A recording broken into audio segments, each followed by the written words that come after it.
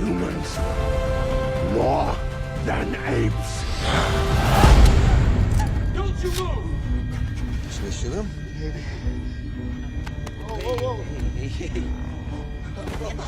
Hi, I'm Mike Seymour from FXGuide.com for Wired, looking at the tech of making apes act in Dawn of Planet of the Apes. In this new Apes film, Weta Digital has provided director Matt Reeves with an action blockbuster with real heart, incredibly coming from the fully digital lead ape actors. Andy Serkis delivers a near Shakespearean performance as Caesar, as does fellow motion capture artist Toby Kebbell as Koba. On screen, precisely rendered ape characters show stunning acting performances, nuanced and layered in ways not seen before. There's no better example of this than the Koba scene where he discovers the survivor's armory.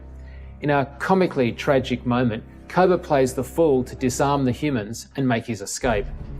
So, what does it take to have an acting performance like this make its way to the screen? As with everything, of course, it starts with the script, which created this subtle on-screen moment. The script was then thoughtfully interpreted by Toby's acting choices on set, while being filmed by both the main unit in stereo and motion capture with simultaneous various reference cameras around the set. These cameras included a single high-speed camera on a helmet mount for the exact facial timing and tracking of the lead actors. The Weta team pioneered this use of on-location motion capture volumes rather than just filming motion capture as second unit on a soundstage. The difficulty of the next step is translating Toby's acting choices to the exact anatomy of an ape. For some shots, this is most evident in the differences of, say, arm or limb length, compensated for in this pickup shot with Toby wearing an arm extension.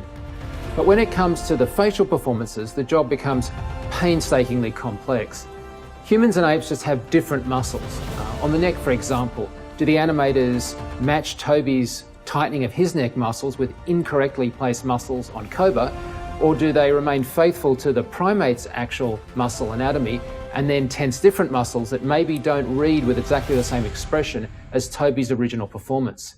Nowhere is this more evident than in the mouths of the humans and apes, which is particularly complicated if the key to the entire scene is Koba blowing a raspberry. The team studied Toby's performance and then did special high-speed tests to understand the exact anatomy of someone blowing a raspberry. They then did flesh simulations to explore this on a digital Koba, but with the lip and snout changes between apes and humans, mapping the performance exactly was nearly impossible. At this point in the story, the raspberry needs to be funny, but not silly. More importantly, the audience needs to know that the digital Koba is acting as a fool, not being a fool. The audience can't be confused, or this poignant character moment will be completely lost. This layered performance of having Koba be foolish is all the more tragic given the horrendous cruelty that Koba had to suffer at the hands of humans when he was growing up.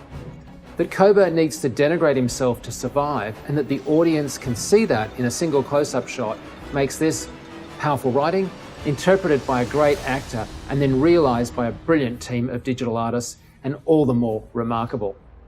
Well, don't forget to subscribe for more behind-the-scenes action. I'm Mike Seymour for Wired.